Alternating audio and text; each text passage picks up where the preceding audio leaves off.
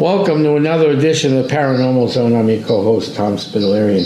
Bob's back with us tonight to talk about the New England UFO Researchers Association. And what a time to talk about this, Bob. I want to get into this tonight because there's a lot to go over. Instead of going over our regular intro, we could close it off a little differently. But, I mean, this has been one heck of a week for UFO research, hasn't it? It sure has, yeah. It's actually, Tom, been quite a year, albeit we're only, a few months into this year, but 2026 seems to be a pivotal year for UFO, UAP research with the releasing of the UFO files, which we'll talk about later on. Mm-hmm. But that certainly has brought attention back to it. I think the other thing we'll talk about later, Tom, that your audience might be interested in is the 11 UFO scientists that have disappeared in the last year and a half to 2 years. Some of them have committed suicide, but under very mysterious conditions. And we'll talk a little bit about that as we evolve out with the release of the files. Right. But first, we want to make a huge announcement. We made some changes. We have. And the changes were made because of, we just don't have the group of people or the staff or the resources used to roll out what we wanted to roll out. So we're doing it a little different, Bob. So why don't you make that announcement? Yeah. Just a little history, I guess, for people that have listened to our podcast a lot know this, but for newcomers, under Essex County Ghost Project, we developed a new group that we call Skywatchers National. The Skywatchers National was an organization that we started to put together that would take UFO research and really roll it out on a national level, where we'd have an investigator in each state, and they would report on abductions, visitations, or even observations. After we got it in place and everything started to look good, what really happened was that we didn't have the resources to support a national rollout. Lots of things get involved in that. If you've never been involved in a national rollout, it takes quite a lot of staffing, support groups, computers, the whole nine yards. So as we evolved out, it got tougher and tougher as we added states on. Because Tom and I really didn't want to give up on this because we think that this is huge and it's very much going to be a part of the future. We actually went out and looked for people that would be interested in taking this over and have the resources that we lack to do it on a national level. Now, why is that important? Well, it's important because Essex County Ghost Projects, and Tom and myself, really felt that this was too important just to put on the sidebar or put on a bookshelf and not do it. This really wasn't about egos, and it wasn't about who got what credit for what. This was really about putting a process in place that would give the American people that were interested in this a true picture of what's going on in the UFO, UAP phenomena. So we were very fortunate to meet an individual named Kay Golden, who was from Colorado. Kay is an abductee. I can tell you that much about her. She's an author, written, Tom, I think 10 books so far. Correct. She's been on our show multiple times. So you can check that out under the YouTube page. That's at Lawrence Community Access TV. Just go to that, then click on the Paranormal Zone and look for her, and you'll find her. Yeah, she's been on TV many times. She's been on a lot of national-type broadcasts. But Kay Golden showed interest that she would like to take the project over of Skywatchers National, which she did. And I believe so far in the last year since she's taken it over, she's rolled out, I believe, as many as 10 states, give or take 2. So she's doing a great job with that. That is rolling out. I suspect within the next 2 years or sooner, she will have multiple more states. If you're interested in following Skywatchers National, she does have a Facebook page, and then each state has its own Facebook page. So you can just Google Skywatchers National. You'll bring up her Facebook page, and you can post to it. You can read information and everything else. So we were very fortunate to find her to take that effort forward. Back to New England again. Tom and I, still feel strongly that New England is a hotspot. Tom, you've proved that in the different triangles that you've investigated. Correct. Right. So we talked a lot about just keeping Skywatchers New England, but we didn't want to interfere with the concept of doing a national program. So what we're going to look at is renaming that, and that's really just a rename situation. We call it New England UFO Researchers Association. So Tom and I looked at the word association, and if our listeners are saying, well, what does that mean? Because it could have been New England UFO Research Team, what have you. What association stands for is that if you have a group operating anywhere, but especially in New England, you can go ahead and post under New England UFO Researchers Association, albeit it's not a paid association or a membership, but you can come on and share information with other groups. So that's certainly a big part of that whole group. So the next word we look at is researchers. We are going to have a team in New England. We at one point had, I think, Tom, 5 people a year ago or so. Mm-hmm. And through attrition, that's just what happens, attrition. We probably we have at least 2 or 3 people that is relocating. I'm not going to get into who they are or where they're going. That's their business. But so we lost some members there. Well, actually, they'll be relocating next year, so they'll be around this 2027. They'll be around this year to help us out. Yeah, we're lucky to have them for another 8 to 12 months. We also brought on an old friend of ours. Just give you his first name, Joe. He's going to be part of that team, along with us through County Goes Project. We've got some other people that we're talking to, but if you're interested in joining this new group, let's take a minute and give them an idea of what we do, okay? Right. What we're really interested in is 3 categories: observation, visitations, and abductions. Observations is the first one. It's pretty quick, right? If you observe something in the sky and you can't tell what it is, it becomes a UFO. It's kind of interesting, Tom. We've had this conversation ad nauseum, but UFO stands for Unidentified Flying Object. Correct. It really has nothing to do with little green men from outer space. Okay, it's just there's something in the sky. I see it. I don't know what it is.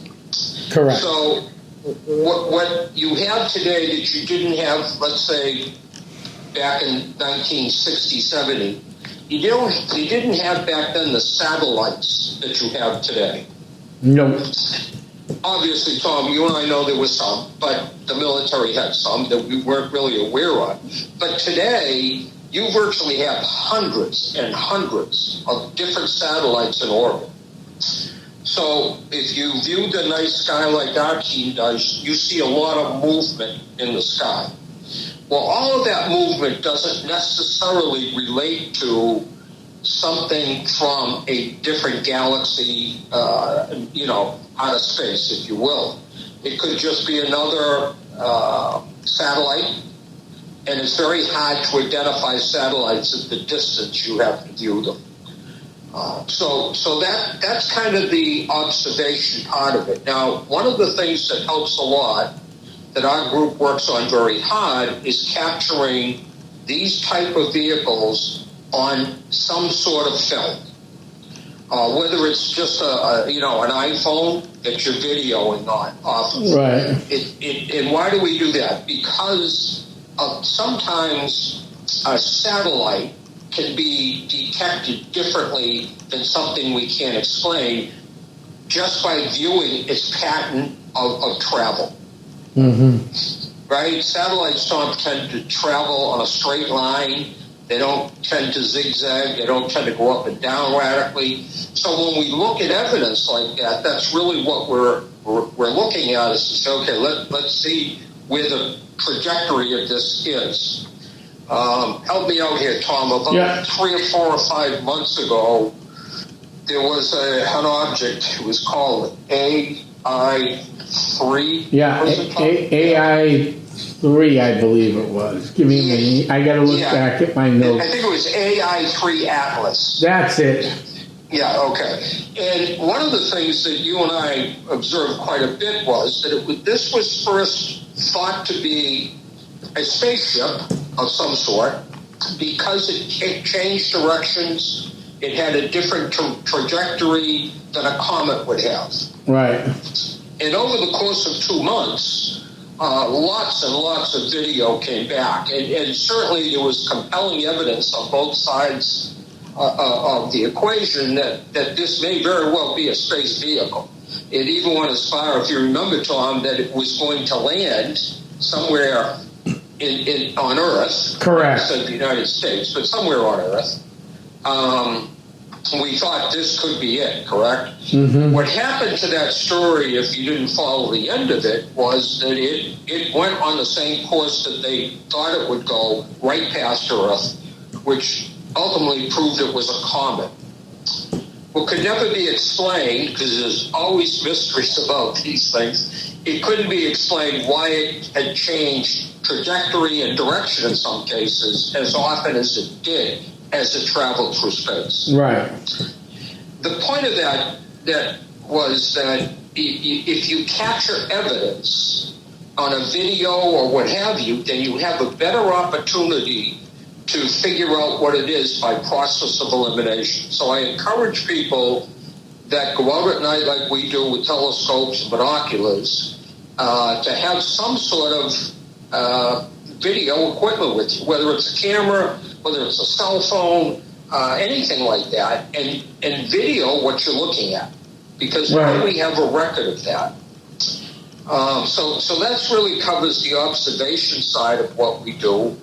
Visitations and abductions are two different things. Visitations, we have talked to people, Tom and I, a number of people, Tom, that have been visited by aliens. Now, when we talk about this, that's their story. Okay. Right. Do we have any hard proof of that? I wouldn't say we have definitive proof, Tom. Would you? No. Yeah. I mean, we don't have something we can say, okay, this certainly defines that they were visited by aliens. But, Tom, you brought up an interesting point in a meeting the other day when you said, even though the people that we've interviewed that have been visited tell a story, but even though they don't know each other, some of the facts of the story they tell us is consistent over numbers of people. So somebody tells us a story about being visited. Somebody across the country tells us a story 6 months later, and some of the facts in both the stories are the same. Right. So what does that tell us? Well, that tells us that the experience they're having, there are some very consistent things that happen from one person to another. Correct. So does that tie into what a visitation might be? I would say that Tom and I have interviewed enough people that I'm comfortable saying that I do believe in visitations. Oh, I totally believe in them. Because, I mean, we talk to people, I know people that don't even know other people, and you're hearing pretty close to the same freaking story. Correct. That's very correct. So the next one, which we'll talk a lot about here, is is the big one, right? That's being abducted or abductions. Right. And the only difference is that a visitation could very well be a visitation in your home, but they don't abduct you from your home, or a visitation outside, but they don't abduct you. Now, abductions are really, in my opinion, what we focus on the most of, because they seem, Tom, to have the most occurrences. Right. You know, visitations are not a lot of them.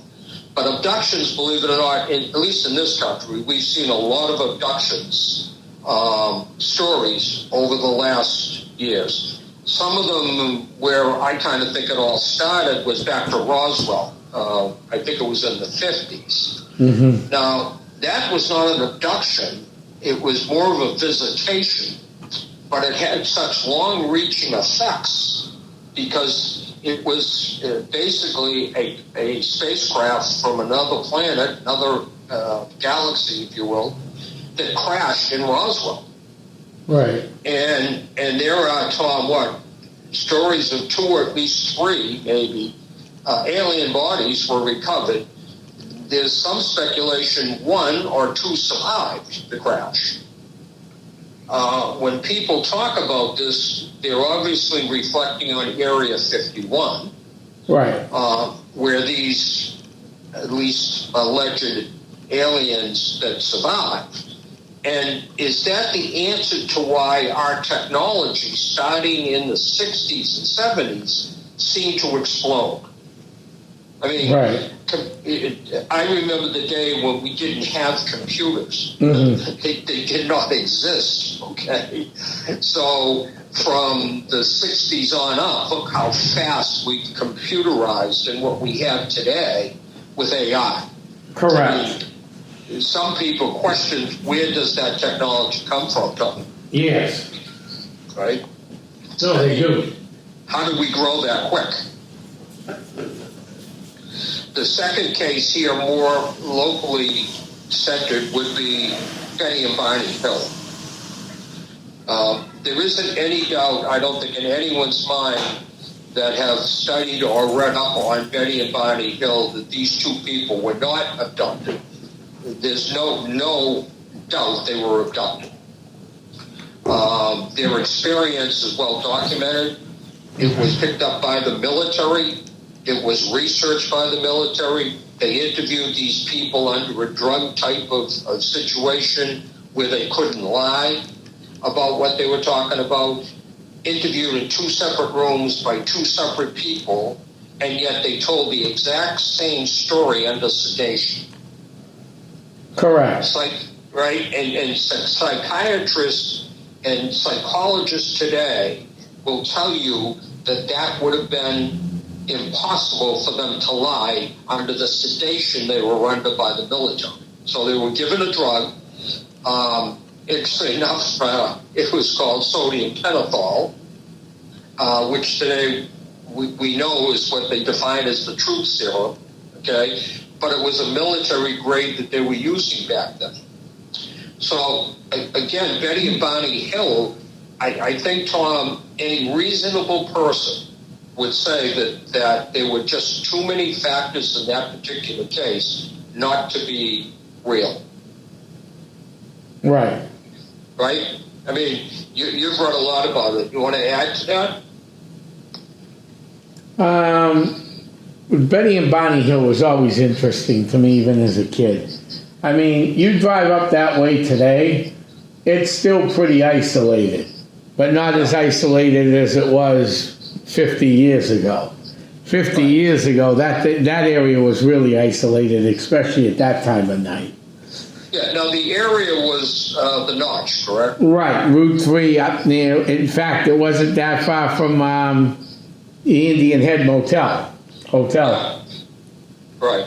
I think that was mentioned, I believe, in the evidence, the Indian Head. Yeah, and that's where the other, in Lincoln, New Hampshire. Lincoln, New Hampshire, correct. Yeah, there's a lot of great books about that right. People should buy and read. I mean, my experience, and I know, Tom, you do the same thing, I never read one book about one subject. No. For example, when we were doing the Smutty Nose murders out off of Smutty Nose Island, you really want to read 2 or 3 books by 2 or 3 different authors. Because Right. you'll always get a little twist in between. And it gives you a great opportunity to kind of put the facts together. So Right. I recommend that. The other one is near and dear to us. We talk about it a lot more than we talk about anything else, is the Exeter event. I'm going to let you explain the Exeter event because you really are probably our local expert in that. Right, hold on 1 second. I just want to go back a little bit here, Bob, if you don't mind. So when you look at recent updates in Lincoln, there have been strange arrivals happening right through this whole area. In fact, there was some sightings in 2025 and 2024. Yep. So, I mean, this is a very interesting location up there. It really is. I mean, I've been up through that area. I've seen some weird things in my life. Yep. Yep. It just, I just can't explain some of the stuff I've seen. So, Yeah. I mean, to say it didn't exist, and, that's one thing I wanted to talk about real quick. Sure. We had people on one of my other shows the last time this incident, well, not Exeter, we'll get to Exeter in a second, but when the UFO files were released. And what I was hoping for, we're getting a little better now with the newest releases, but the original release didn't really, I thought it would explain that there were sightings seen days leading up to Benny and Bonnie Hill and days after. Benny and Bonnie Hill wasn't the only time UFOs were seen. Correct. So I'm hoping the more this stuff comes out, the better it is that we're going to try to get something we can pin on a map like we do with the Sandown Triangle. I work real hard to do the Salem-Wyndham-Derry Triangle, and then the ones that Lauren Coleman made famous, which is Bridgewater, Bennington, and the Pacific Ring, so you can start building up stuff that was going on. Sure. But Tom, I think this is probably a good time. We'll get back to Exeter in a second, but this is a good time to talk about the UFO files being released. Yeah. When the government releases files, people have to understand that much of the information is going to be redacted. Now, when people say, well, they redact that because they don't want you to know, I'm not sure that's the reason. Well, the other thing, before we continue this, a lot of people have picked up and we're not going to go into this at all because we need to talk about this, but just so people understand what the redactions look like, okay? Right. If you ever picked up the book on the Kennedy assassination, correct, and you're reading through and you get all these black marks, or for the younger generation, what happened on September 11th, that report, you could buy that book at any bookstore. right. The report's out.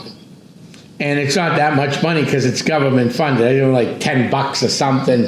You can go read all you want. Well, you think you're going to read it, but reading redacted reports really weighs on the eyes and the brain. Right, sure does. But sometimes information is redacted because it may lead to top secret information that the government doesn't want other governments to know, or just other people to know. So it's not always they're hiding something. No.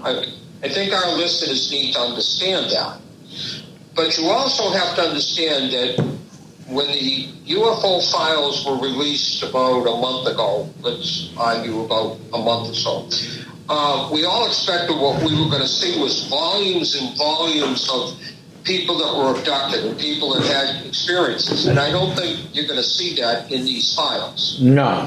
What you're going to see is numbers, how many people have reported UFOs, stuff like that. So I don't want people to be disappointed that it didn't come out because it's still May. Because what's going to take place once the files, even though there's a lot of missing information, I think for people that, this might help people understand. Back in the 50s, or late 50s, I guess it was, there was a project called Blue Book. Blue Book was a project run by the military. And the reason it started was because places like Roswell and other sightings. So the military started to document when people called in about a sighting here or a sighting there. And they were documenting it by GPS, what we'd call GPS today, but longitude and latitude, time of day, time of year, and so forth and so on. That project was really meant to either prove in or out that we were being visited or at least observed by craft we couldn't explain. The Blue Books project ended very quickly, and that's still there. That's still, you can still look at the Blue Book project, but it's very vague in what happens. It might say there was 1,700 observations, and 2.5% were from Arizona, and so forth and so on. So you don't really get the true picture. You know what I mean, Tom? Right. That's how the government does it. Correct. Again, not to get too far afield here, but if we look at the Epstein files that were going to be released 3 or 4 months ago, people thought we were going to have all of it out there. We're going to read the whole thing like it was a book, and we would know everything about the whole situation.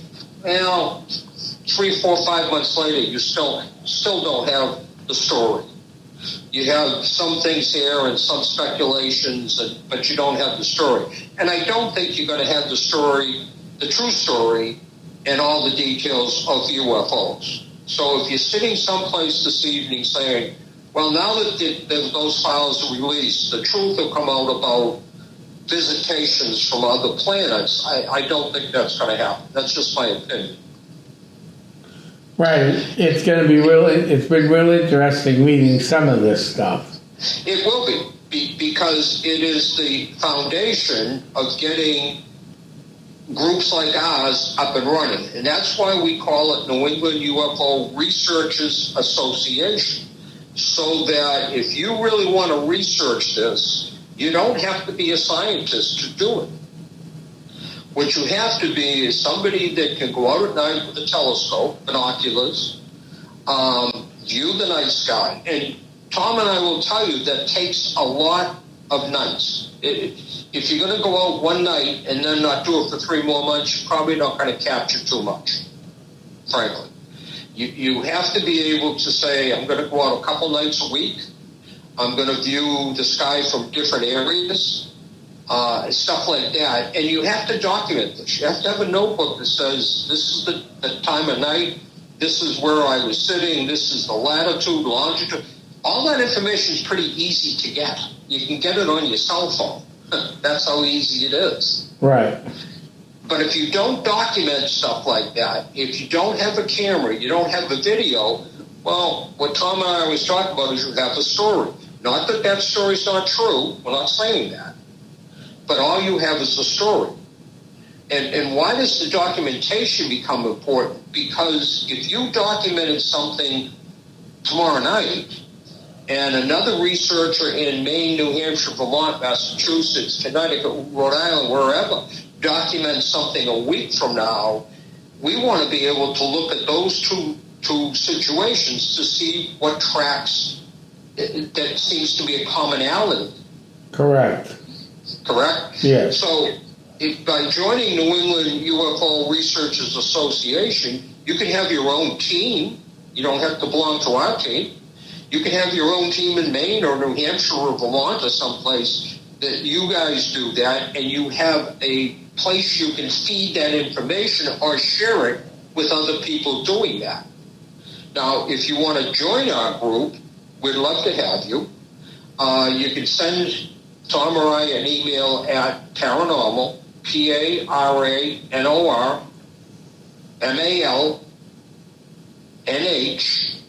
@yahoo.com. Just send an email saying, "Gee, I'm really interested. Can you give me more information?" Basically, Tom and I have worked this way for 20 years with the Paranormal Group. There's no dues. There's no fees you pay. You're not required to go to every single investigation. Any equipment that you want to buy for yourself, whether it's expensive stuff or cheap stuff. So there really is no big investment to make, no dues to pay. So, it really is a labor of love, Tom. Tom? Yeah, I'm here. Oh, I didn't know if I lost you. No. So again, the last event, let's talk quickly about Exeter. Exeter was quite an event. Matter of fact, for those of you that don't know it, Exeter celebrates this every year. On Labor Day weekend, yep. Was it Memorial Day weekend? Labor Day. Labor Day weekend. Yep. Okay, Labor Day weekend. They have a big festival in Exeter. Yes. They have a lot of, I know, Tom, you've spoken many times. I haven't spoken in Exeter. That's one place I haven't spoken. Oh, you haven't? Okay. No. Well, I one time. You did. I think 2 years in a row we actually had a booth at Exeter out on the street. It's a great time. It's a lot of fun for the kids. They have a lot of different things going on. They have some great speakers. I don't know them all personally. I do Mike Stevens. Mike Stevens is probably, I guess I would define him as the local expert in New England. He knows more about UFOs and visitations and observations than most of us will learn. And I know he's always a guest speaker at that event. So that's coming up. We'll post that event on our Facebook page, New England UFO Research Association. There's no fee to go. No. Is there a fee to get into some of the speeches and stuff? I don't know, because to be honest with you, Bob, that weekend there, so even though I do paranormal UFO stuff, and I do it 7 days a week pretty consistently. For 20 years. Yeah. For Labor Day, I do take off. 1 weekend a year. And the reason for that is my family was involved in the Bread and Roses strike in 1912 in Lawrence, so that's the big Monday celebration in Lawrence. And back 100 and plus years ago, my family was involved with the Feast of the Three Saints. So I've never missed a Friday, Saturday, or Sunday. I'm at the Saints all weekend. That's the only weekend I take off from this. Yeah. Well, listen, I've been to it many times. Like I say, I had a booth there, I think, 2 years in a row. But listen, if you stay local, it's a great day. Oh, yeah. No, I've heard plenty of great stories. They've had some great speakers there through the years. Mike Stevens, Paulino spoke there, God rest his soul, when he was around, alive. Yeah. They have vendors downtown selling ice cream. I mean, it's a great weekend, a great day to go out with the kids. They have a lot of characters walking around. And it's also an introduction to younger children that is not scary or, not too much information and stuff. So it's great family, I think, great family day if you stay local. And Mike Stevens runs the trolley tours usually. Yeah, that's right. That's the historic trolley tours. They go on different sites around the Exeter, Southampton, I believe, and Kensington, where the incident actually took place, was in Kensington. Yeah, right. So clear that up for us. It really didn't take place in Exeter. No. So around Go ahead. September 3rd, approximately 2 a.m., some reports have it a little earlier, some have it a little later, depending, but we'll round it up to 2 a.m. That's the more common one. 18-year-old Norman Muscarella was hitchhiking home, which was very common in 1965. I know a lot of people that hitchhike. I wouldn't hitchhike today, put the brakes on people, but in the 50s and the 60s, most of the people from that generation I spoke to hitched a lot because there weren't a lot of cars back then, and people were starting to move to work. And you didn't have Uber. And you didn't have Uber or any of those, no. So Norman Muscarella was hitchhiking into his home in Exeter along New Hampshire Route 150, which is the back end of Exeter, coming through Kensington and Exeter. And he had just graduated from high school in June, and he was getting ready to leave for the United States Navy. So he went to go visit his girlfriend at her parents' house in nearby Amesbury, which is the way you would go. 150 takes you right into Amesbury. And since he had recently sold his car, he would hitchhike from Amesbury because he was leaving for the military. And there's no need to keep a car around if you're leaving for the military. Right. You just end up storing it in your parents' garage. You know how long you're going to be gone for. You get back, the car may or may not start. So. Yeah, and most people I know who go to the military usually unload their car, prior to them going to boot camp. So after reaching Kensington, the trees drew near, and he was startled by some weird lights hovering in the sky. Well, he saw those weird lights. It estimated about 80 feet to 90 feet high in diameter. He became terrified of the objects, and of course, like any other kid get terrified, he ran. At the police station, Muscarella was visibly shaken, told his story to Officer Tolan, who worked the night desk. Tolan knew Muscarella and was impressed by his obvious fear and genuinely agitated state. Tolan radioed Officer Eugene Bertrain, who earlier in the evening had passed a frightened woman sitting in her car on New Hampshire 108, which is right next to the 2 in that area, because she saw something weird. A huge object with red flashing lights had followed her car from Epping to Exeter, which, by the way, folks, if you know Epping, everybody calls that the center of the universe for some reason. I don't know why, but they do. So maybe that's why they were there. So the officers Beltran and Hunt went looking for this thing. In the area of the sighting, saw nothing unusual. However, they left the car and walked the field towards the woods where Muscarella had seen some lights. Some horses in nearby corrals had become frightened and began, neighing loudly, kicking the fence. The dogs went ballistic in the area because everybody had that was a farming area. The object slightly towards them, swaying back and forth. Bertrand dropped to one knee and drew his revolver. That must have been comical for the aliens up in the sky. I imagine at that time he had a .38 6-shooter or something. So he drew his revolver and, obviously things, no shots were fired. But they did see this thing in the sky. So. Yeah, well, it's an interesting story, and if our younger listeners don't understand, life was so much different back then, right? I mean, yes. You didn't have cell phones and cameras and communication devices like we have today. And again, UFOs back then, because you didn't have an internet to share information. Nope. The information about these things were scattered at best.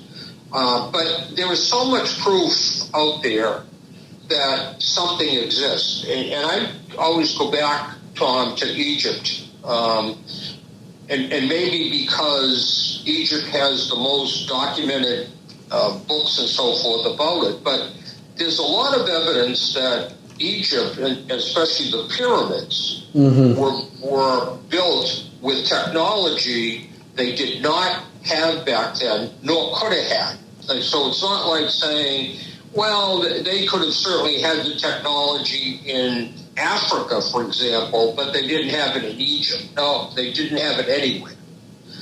And the pyramids today, supercomputers, cannot replicate the pyramids today. Now think about that. Supercomputers, with everything we have with technology today, scientists have tried desperately to replicate the building of the pyramids and can't. Now, we could spend the next 3 podcasts talking about how the pyramids were built by labor, but nobody really knows one way or another. No, they the don't. technology to build them. And think about this now that they're still there. The other thing that amazes me, if you just pick a couple of basic books up about Egypt, was that Egyptians worshipped many different gods. And they talk about flying chariots even back in Egyptian time. So were they worshiping gods or visitors from another galaxy? Right. And this is why, Tom, that, and I'm not saying it is, I'm speculating, obviously, but maybe this is why they had worshipped so many gods, right? Because they worship sun gods, they worship moon gods, they worship sky gods, and so forth. So go read that, go get some information on Egypt and read about it.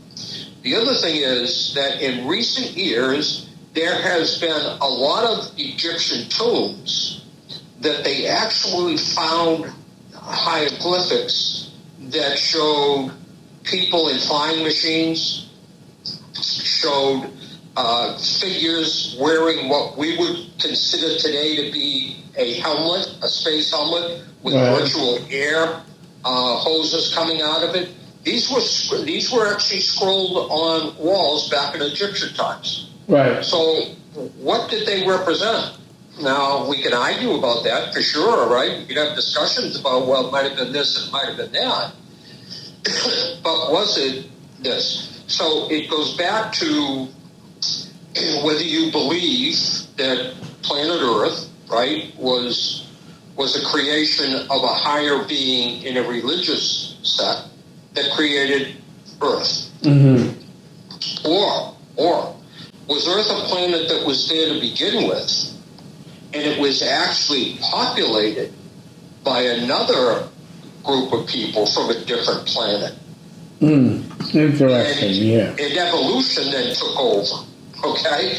Listen, I don't want to get into a big debate with religious people. I happen to be very religious myself, okay?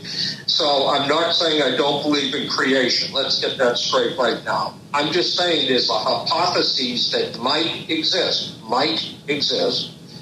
that planet Earth was really populated by a whole different planet out there in the galaxy. I think we're naive, Tom, to believe that life can't exist, not as we know it. Okay, that's the key to it. Not life as we know it, but life on another planet somewhere. The galaxy is too vast. It's Correct. hundreds of millions of miles. And there are certainly galaxies that we've never, ever seen yet that are out there, because it seems to be endless. So, again, I encourage people to join a group like New England UFO Researchers Association and open up these kind of discussions, because we will learn from each other.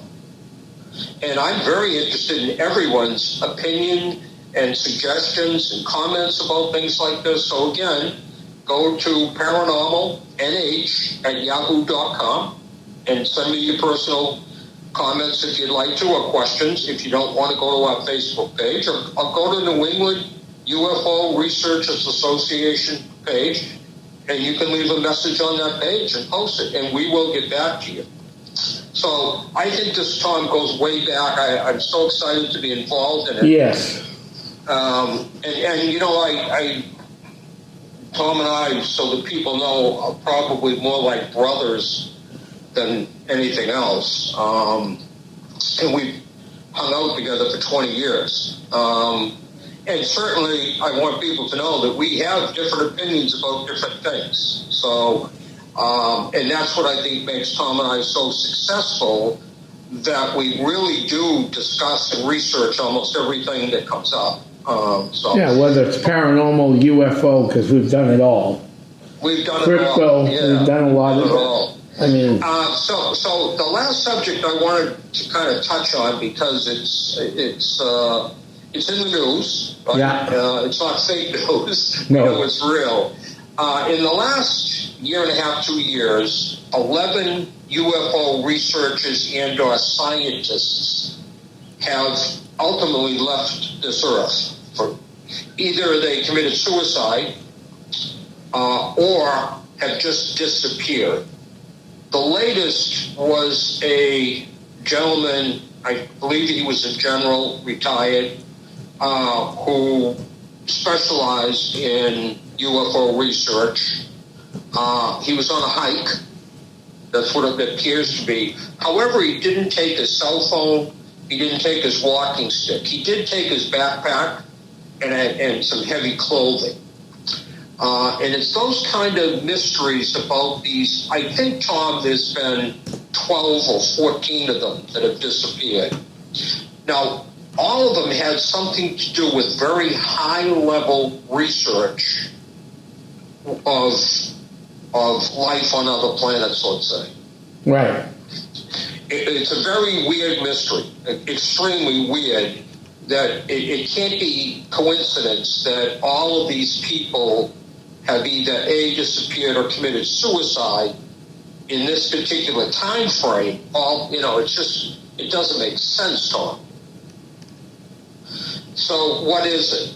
Is it, I don't even know how to speculate on it. Is it because they were releasing the UFO files and these people would have been able to really elaborate on those files as they come out? Is that the reason? Is it that the connection to aliens from other planets and other galaxies and stuff took these people for information to collect data? Did these people go voluntarily? Certainly the people that committed suicide, every one of them was kind of a mysterious suicide. I can't go through them all, but I encourage our listeners to go look into this. But this is something that I think everybody should be following closely in any research or on the news or whatever stations you listen to, because this really is not a political football that one party is talking about one thing and another party is either disagreeing or talking about something else. This is pretty common situation for all of us to look at, that these 11 UFO researchers, scientists together, have either committed suicide or disappeared. And I really hope that narrative keeps going out there until that's solved, because this is really very surprising to me to see this. Well, this would be like during COVID, right, if all of a sudden 15 high-level, very intelligent scientists and doctors disappeared during COVID, miraculously off the face of the earth. I think we would be talking about this a lot. Right. Right? Yes. I mean, we don't know what they knew. We don't. No. We don't have any information as to what they actually participated in. Right. If you look at their titles, they weren't the paper pushers of the project. No, they certainly weren't. They were the brains. I think it's interesting, and certainly we'll do another show as more information comes out on it. Right. As we did with AI-3 Atlas. If you remember, we did 3 shows in a row and tracked that comet. It turned out to be pretty much until it went by Earth. Right. Because there was some speculation, if it was a comet, could it crash into Earth? I mean, that was certainly something they were looking at. So I just did a quick look at this, okay? Yeah. So we got the names here, all right? Starting back around 2021, this started. Yeah. All right. Ning Lu was 78 years old, deceased believed from Alzheimer's. Okay. Amy, anti-gravity enthusiastic, suicide. Another one, Michael Hicks, heart disease. Another suicide. Another guy just deceased. And then we have 1, 2, 3 that are considered disappeared without a trace. Yeah. And then we have another one, deceased by drowning, deceased by homicide, deceased traffic, and then the last guy, that William Neal McFarland, disappeared. That's what we got on him. Yeah, so out of about 12 or 13, 4 of them just disappeared. They have no clue where they were. Right, and then some of these were homicides. Well, you're probably not going to find out who did them either. Well, again, see, the homicides to me would be interesting because I think you mentioned 3 or 4 homicides. So wouldn't it be interesting if they were all unsolved? Well, here's one right here. Jason Thomas. Thomas drowned in Lake Quannapoth in Middlesex County, Massachusetts. Medical examiner stated that no foul play was involved, and Thomas's wife noted that he was depressed at the time of his death. Yeah, see, that to me that's really hard to define. And Lake Quannapoth is actually in Wakefield. It's Lake Quannapowitt. Yeah, Quannapowitt. That's in Wakefield, Mass.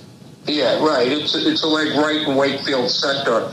What surprises me, and our listeners can research this because I was from that area, you can't swim in that lake.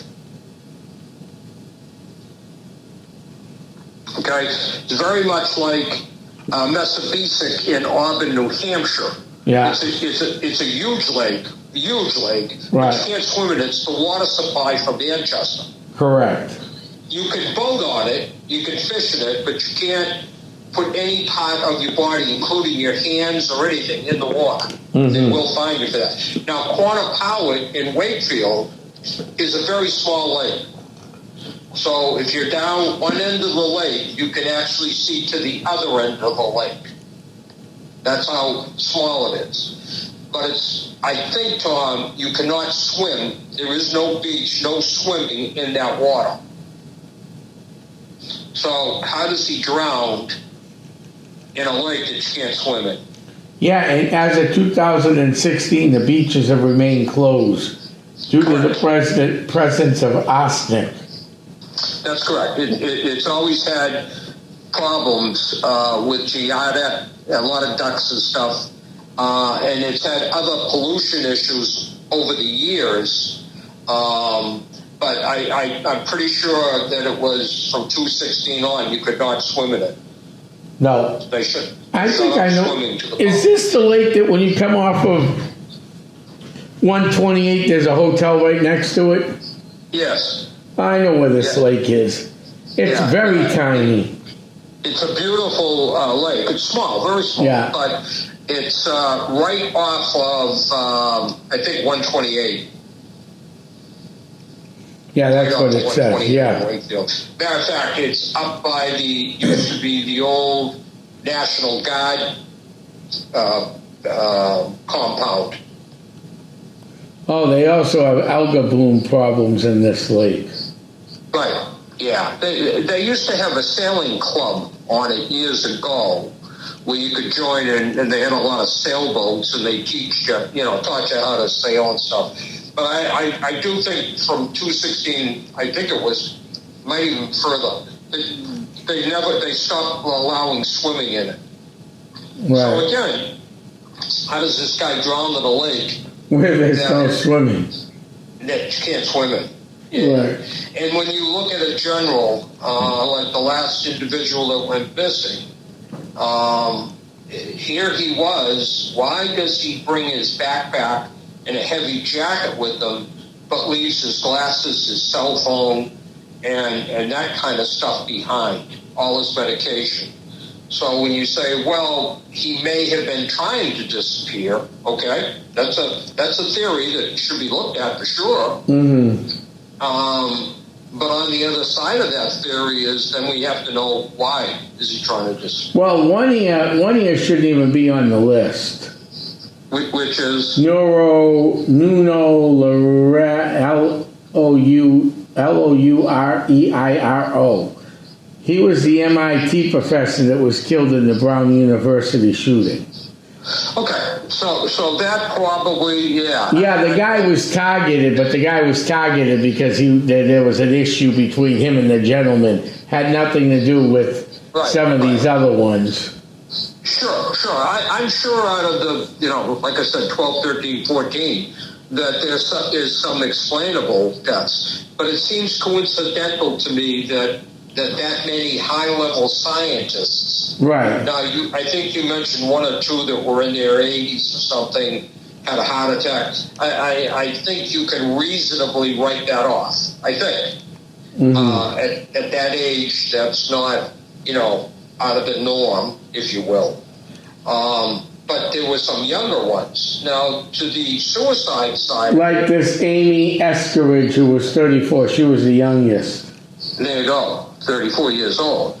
So, does the suicide tie into what they know or what they think they know or whatever the case? One you just said, his wife said he was very depressed. Okay, depression is a disease for sure, right? So correct.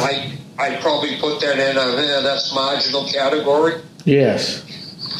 But again, when you look at the whole picture, I think it's very odd that we're releasing UFO files, and all of a sudden, 12, 13, or 14 of these people come to the end. Right, and I don't believe in coincidentals. I never have. Yeah, I don't either. Now, the murders, again, you'd have to know the details of the murders, right? I mean, were they actually killed for a reason? Certainly, you mentioned JFK. If you go back to the JFK, you read enough books on that, and I've probably read pretty much every one that's been written.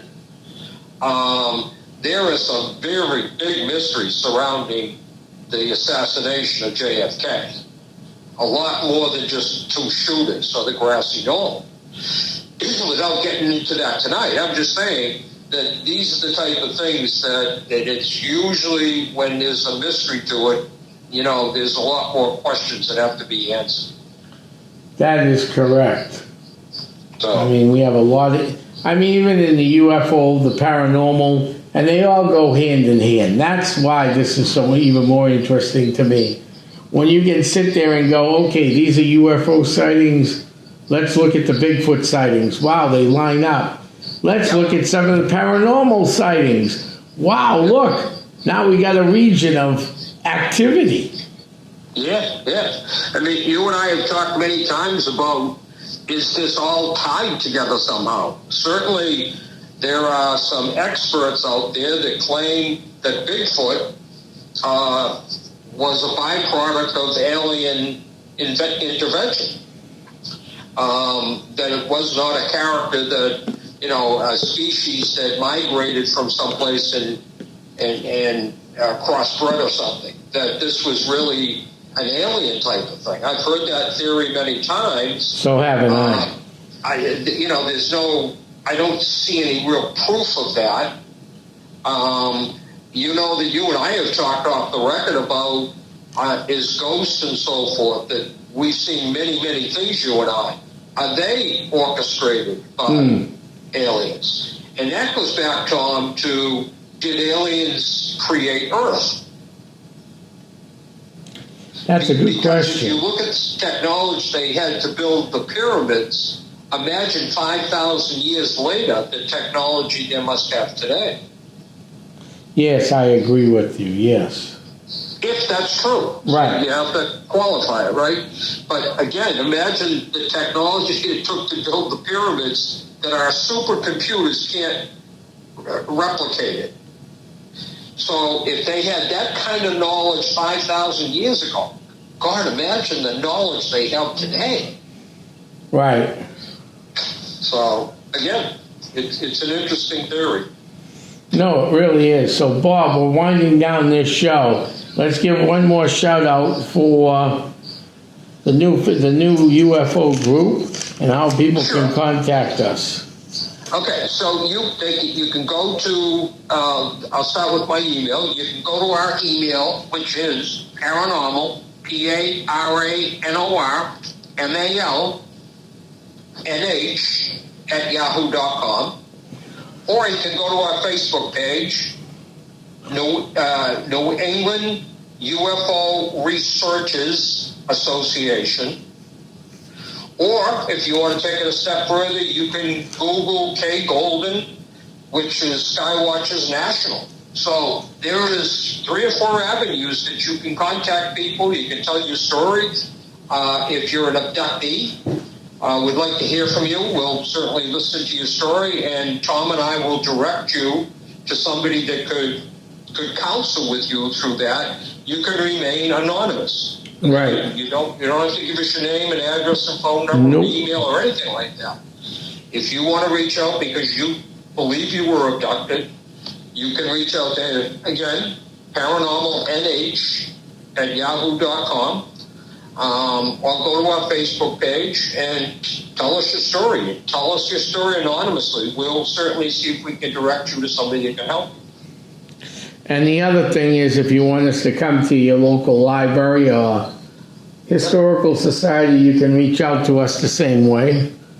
Yep. We can do UFOs, we can do paranormal, we can do history, we can do just about anything. So, The other thing, Tom, that we need to mention is that we're always looking for new members. yes. So if you'd like to join the Essex County Ghost Project, or if you want to join our UFO research team, certainly, contact any one of us. Just say, I'm interested in becoming a member. We'll discuss it with you and give you all the details on it. We'd love to have you. We train. You don't have to come to the thing with any real knowledge of it. Just you have to come with some interest in it. But we'll train you. We have equipment we'll share with you in the beginning. So really, if you have any interest in any UFOs or mediums or anything like that, please join our group. It's not going to cost you a nickel. Nope, it will not. All right, Bob, well, I want to thank you for coming on tonight. Oh, my pleasure. And reach out to us if you have any other questions. We're also doing UFO and paranormal investigations. So I want to thank you, Bob, for coming on tonight. And we'll see you guys all next week. This is Tom Spitalere from the Paranormal Zone. We're signing off. I'm heading back to my crypt. Good night, everybody. Good night, all.